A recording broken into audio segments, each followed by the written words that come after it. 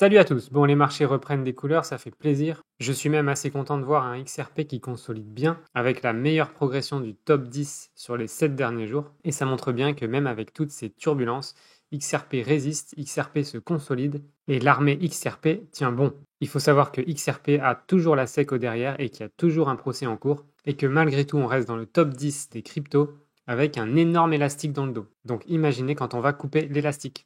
Donc les marchés ont bien réagi à l'annonce de Powell dernièrement qui vient d'augmenter les taux d'intérêt de 25 points. Alors c'est normal que les marchés boursiers, les marchés de crypto, en gros les marchés à risque réagissent bien puisque augmenter les taux d'intérêt ajoute des risques au dollar. Donc les gens préfèrent quitter le dollar pour éviter de subir l'inflation. C'est probablement une catastrophe sur le long terme, mais court terme ça permet de réagir à la hausse sur les marchés à risque. Le roi de la crypto, Bitcoin, lui aussi a plutôt bien réagi, puisqu'ici on voit une courbe qui commence à annoncer une remontée assez probable. On vient de rebondir sur un support important, et même si ça fait un petit moment ici qu'on est en train de ranger horizontalement, on a quand même des plus bas, moins bas, et un support qui commence à être légèrement montant, comme on le voit ici si on relie les points bas. Donc pour l'instant, effectivement, on attend un peu de sortir de ce couloir horizontal ici, et une fois qu'on aura dépassé vers là ce couloir horizontal, on aura augmenté les probabilités de remonter. Les nouvelles sont pas très bonnes moyen terme, mais court terme, c'est plutôt intéressant. Côté loi MiCA qui pouvait donc interdire le minage en Europe, notamment pour les cryptos qui fonctionnent en proof of work, comme Bitcoin et Ethereum, ça a donc été rejeté pour l'instant. Et même si beaucoup d'infos ont fait flipper beaucoup de monde, on voit que ça a plutôt été un coup d'épée dans l'eau, et tout ce bruit a finalement pas servi à grand chose. Donc pour l'instant, pas de restrictions, mais si vous voulez mon avis, attention, parce que selon moi, c'est un reculer pour mieux sauter, parce que l'environnement est un point central des politiques aujourd'hui, et que ce soit en France ou en Europe. Donc ce genre de réglementation crypto qui vise un meilleur respect de l'environnement reviendra sur le tapis, c'est certain. Mais pour l'instant et en attendant, laissons place au narratif public qui n'a pas l'air de considérer que le minage et la consommation qui va avec est un facteur important aujourd'hui.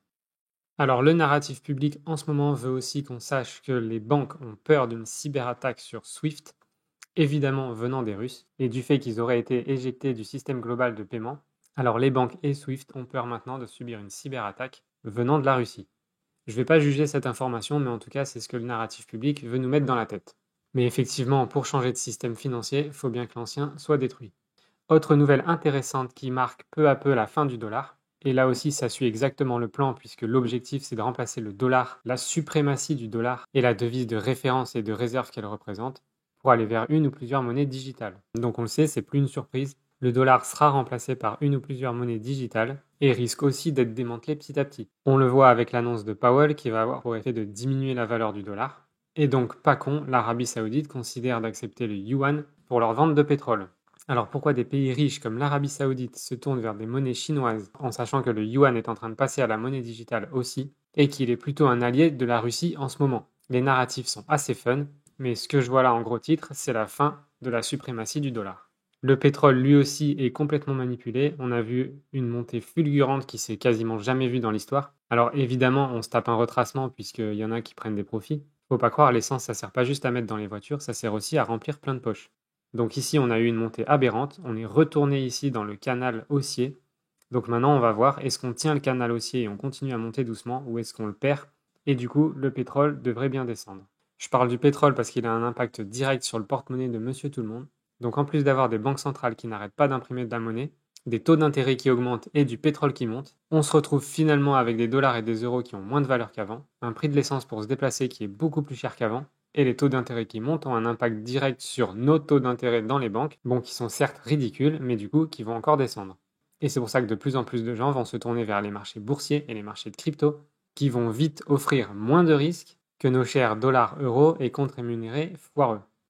Concernant XRP, donc c'est pas fini, et effectivement si c'était fini, croyez-moi, on le saurait. La juge Torres a donc récemment refusé de striker la Fair Notice Defense de Ripple, ce qui veut dire que Ripple va pouvoir utiliser cet argument dans son procès contre la SEC. Donc soit ils arrivent à un accord avant de démarrer le procès, soit ça partira en procès. Ça ne devrait pas durer très longtemps puisque la SEC a déjà perdu, mais ça pourrait courir sur les prévisions les plus pessimistes, à savoir septembre-octobre 2022. Donc ça fait plus d'1 an maintenant que Ripple est en procès, et au vu des derniers documents, ça pourrait donc se terminer entre août et novembre 2022. Cependant, ça pourrait aussi durer un peu plus longtemps, puisque la juge a aussi refusé à Ripple la demande d'annuler l'affaire. Donc en gros, elle a rejeté la demande absurde de la SEC et elle a aussi rejeté la demande de Ripple de terminer l'affaire. Ça veut dire qu'elle a clairement envie d'en savoir plus sur la suite des événements. Donc à suivre pour les prochaines dates. En attendant, n'oublions pas une chose importante, c'est qu'on va vers de l'utilité et il faut se rappeler pourquoi Ripple a été inventé depuis le début. À mon avis, cette année, on est à un tournant de l'histoire où il n'est plus question de faire joujou avec des milliers de cryptos, mais il est question de passer à de l'utilité. Il y a eu une énorme hype sur les NFT et le métaverse et on voit que c'est en train de s'essouffler très rapidement. Pourquoi? Parce que c'était principalement spéculatif. L'utilité dans tout ce monde n'est pas encore sur la table. XRP et ensuite la société Ripple ont été inventés pour résoudre un vrai problème actuel dans le système bancaire. Le but, c'est de faciliter les paiements transfrontaliers en les rendant beaucoup plus rapides et beaucoup moins chers, et le tout grâce à une plateforme décentralisée. Et comme je vous ai dit, dans ces projets énormes et surtout dans la finance, les process d'intégration sont très longs. Donc c'est pas la dernière crypto qui va arriver sur le marché comme ça et qui aurait des meilleures performances que XRP dans tel ou tel domaine, que c'est celle-là qui va être choisie. C'est des process qui prennent de longues années et quand une technologie est choisie et que le système bancaire a pris le temps de l'évaluer, de la tester et de l'intégrer, alors c'est celle-là qui sera choisie, même si ça prend du temps à intégrer. Faut pas oublier qu'il y a beaucoup de cryptos comme le Bitcoin qui ont été créés pour rejeter et supprimer le système bancaire. Mais comme je l'ai déjà mentionné dans plusieurs vidéos, c'est pas la solution. Premièrement, parce qu'il y aura toujours une grosse partie de la population qui ne saura pas et ne voudra pas utiliser la crypto-monnaie et donc voudra se servir du système bancaire. Et deuxièmement, parce que l'argent et le pouvoir est aux mains du système bancaire. Donc c'est eux qui choisiront la suite. Tant que les gens ne sont pas assez responsables pour s'écouter eux-mêmes, et tant qu'ils continueront à écouter les gouvernements comme on l'a vu pour le Covid, alors le pouvoir restera aux mains de ceux qui l'ont actuellement et qui ont l'argent actuellement. Ripple, eux, ont une approche beaucoup plus ouverte et qui pour moi est beaucoup plus saine, c'est-à-dire de considérer l'ancien monde que sont les banques, tout en considérant le nouveau monde qu'est la crypto, en trouvant un juste milieu pour utiliser le meilleur de ces deux mondes et en faire le monde qui s'en vient.